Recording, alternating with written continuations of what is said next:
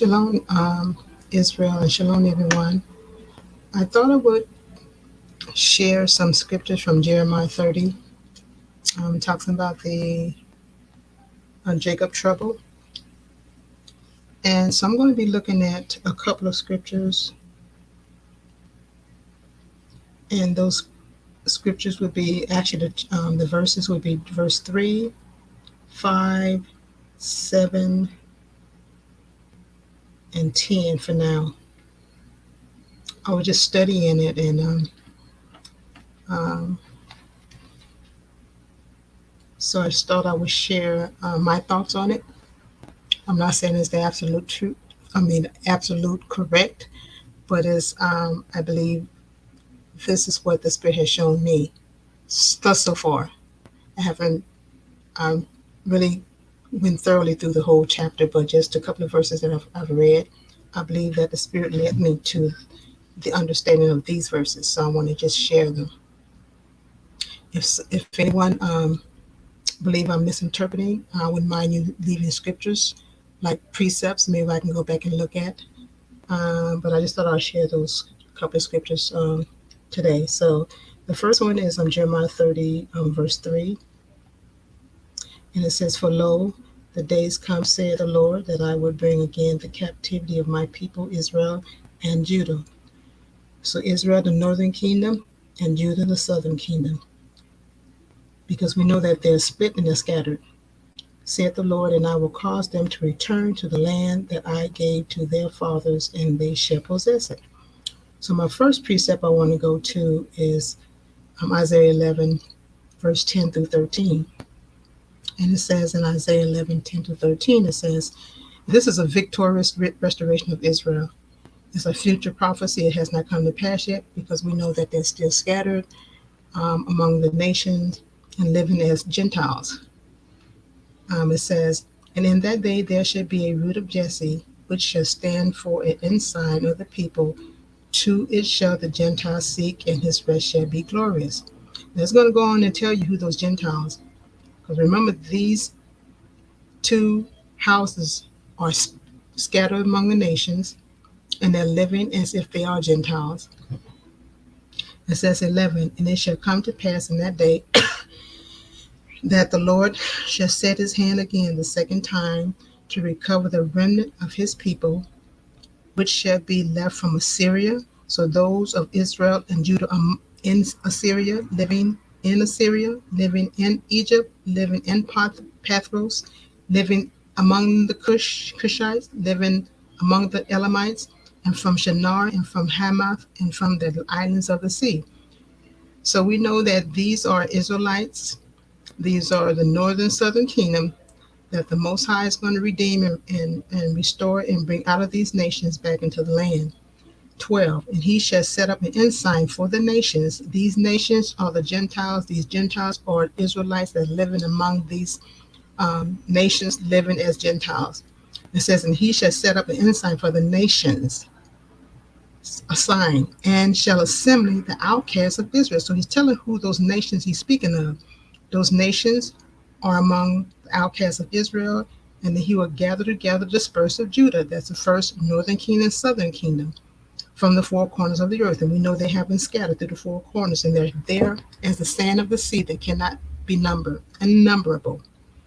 It says that 13 says, "And envy, the envy also of Ephraim, which represent the northern kingdom, shall depart, and the adversary of Judah, which represent the southern kingdom, shall be cut off. Ephraim shall not envy Judah, and Judah shall not vex Ephraim."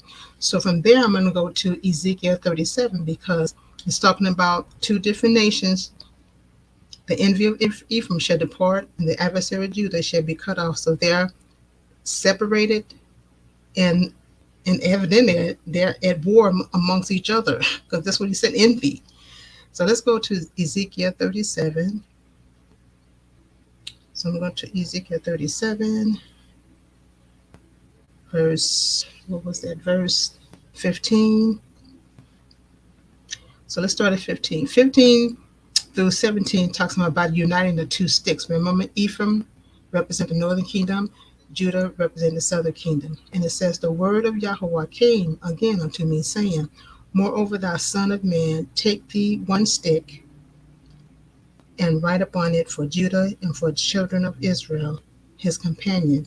Then take another stick, which represents the house of Ephraim. It says, let's go back to 16. Moreover, thou son of man, take thee one stick and write upon it for Judah, the southern kingdom, and for the children of Israel, his companion, which Ephraim represents the northern kingdom, which the children of Israel, his companion.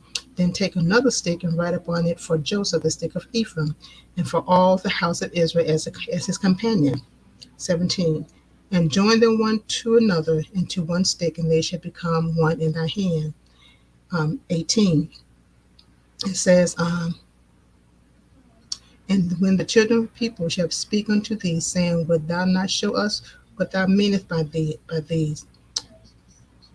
Say unto them, thus saith the Lord God, behold, I will take the stick of Joseph, which is in the hands of Ephraim, and the tribe of Israel his fellow, and will put them with him, even with the stick of Judah, and make them one stick, and they shall be one in my hand. And the stick thereon whereon thou writest shall be in thy hand before thy eyes. 21. And say unto them, thus saith Yahuwah Elohim, behold, I will take the children of Israel from among the heathens, from among the nations where they live in, among the Gentiles nations, whether they be gone, and will gather them on every side, and bring them into their own land. And I will make them one nation in the land upon the mountain of Israel, and one king shall be his king to them all. And they shall be no more two nations, the house of Israel and the house of Judah. Neither shall they be divided into two kingdoms any more at all. I mean, two different nations. 23. Neither shall they defile themselves any more with their idols, nor with their detestable things, nor with any of their transgression. But I will save them out of their dwelling places where they have sinned, and will cleanse them, so they shall be my people, and I will be their God. And David my servant shall be king over them, and they all shall have one shepherd. They shall also walk in my judgment, and observe my statutes, and do them. And they shall dwell in the land that I have given unto Jacob my servant, wherein your fathers have dwelled, and they shall dwell therein, even they and their children, and their children forever. And my servant David shall be their prince forever. Just a minute, hold for a second.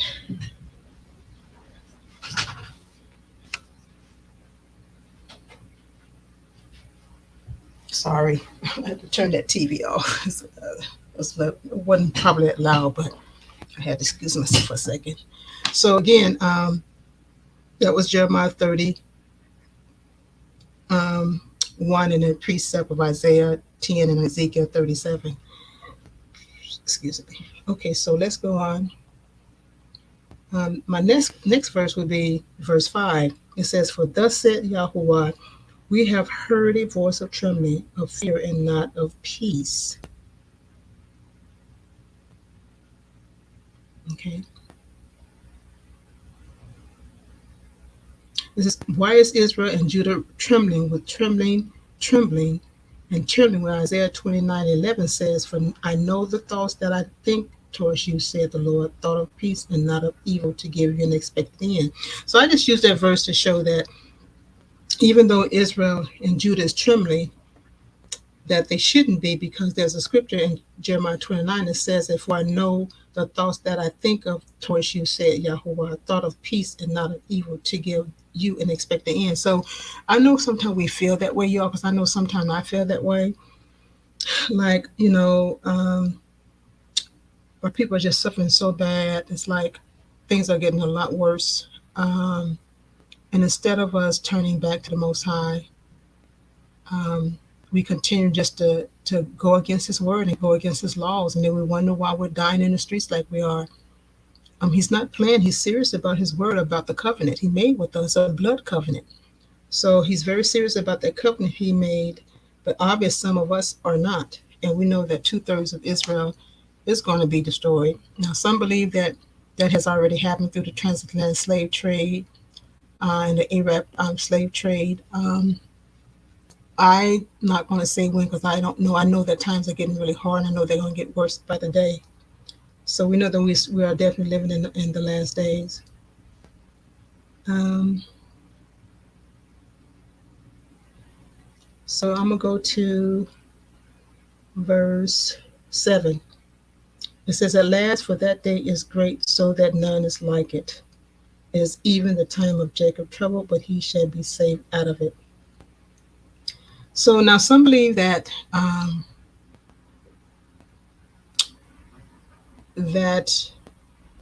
the time of trouble, this Jacob trouble, is not talking about us, but it's talking about the other nations. But it says Jacob trouble. So my precept to that would be what Daniel 12:1. I'm going to go to Daniel 12:1 because that Daniel 12:1 was encouraging because at the end it tells you exactly.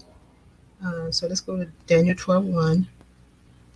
So Daniel 12:1 says, "And as Michael shall deliver Israel from their troubles," right? Because Jacob trouble in Jeremiah 30 says, "At last, for that day is great, so that is none is like it. It is even the time of Jacob trouble, but he shall be saved out of it."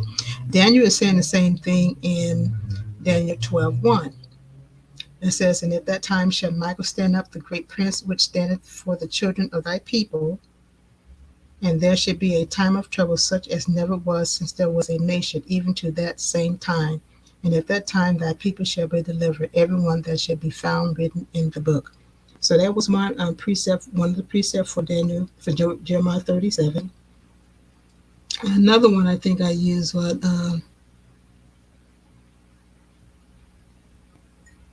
I'm going to read this in Isaiah 6, regarding Isaiah 6:3. It says, "A remnant shall be saved, but yet in it shall be a tenth, and it shall return and shall be eaten as a teil tree and as an oak, whose substance is in them which they cast their leaves. So that holy seed shall be a substance thereof." Um, I'm going to do Zechariah 13, verse 8 through 9. It says, "And it shall come to pass that in the land, in all the land, saith Yahweh, two parts therein shall be cut off and die, but the third shall be left therein." So as 2/3 going to go, the third is going to go through the times of trouble. At least that's the way I get it.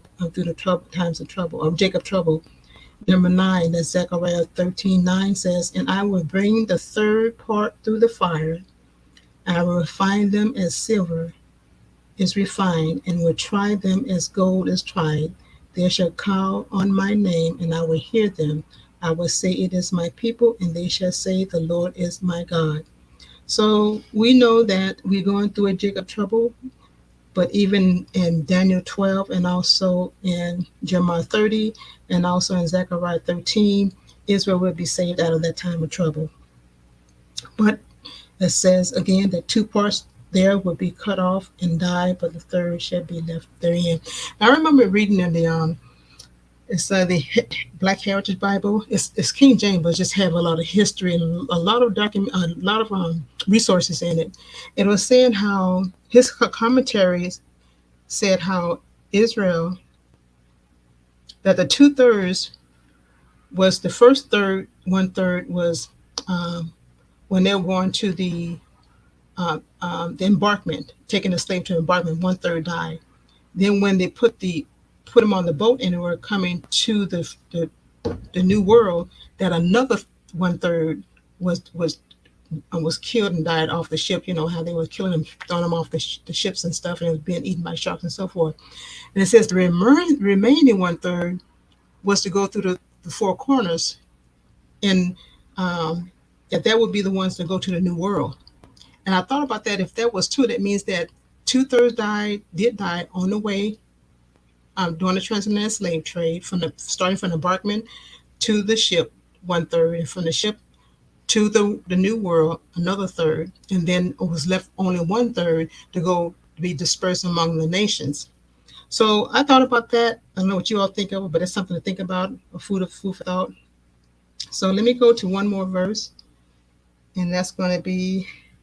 Now I'm going to stop here. I'm going to come back and do the rest of the verses because I have a Bible study I'm getting ready to get into. So I just thought I would just leave those couple of verses for food of thought for you all, and just tell me what you think of it. But again, we know that the time of the Jacob trouble is here, and it's going to get worse before it get better. And the Most High also said that when we see these things, look up because our redemption draweth near. And I really believe that it's drawing, it is very near. So you all stay prayed up, continue to keep the covenant, continue to encourage your brothers and sisters and love them. To love the Lord that God with all your heart, mind, and soul, and love your neighbor as yourself, mean your brethren. And he said on these two hang all the commandments. So again, y'all be blessed and continue again, like I said, continue saying the word and continue just keep pushing and going forward. So again, you all have a blessed evening. Like and share and be blessed.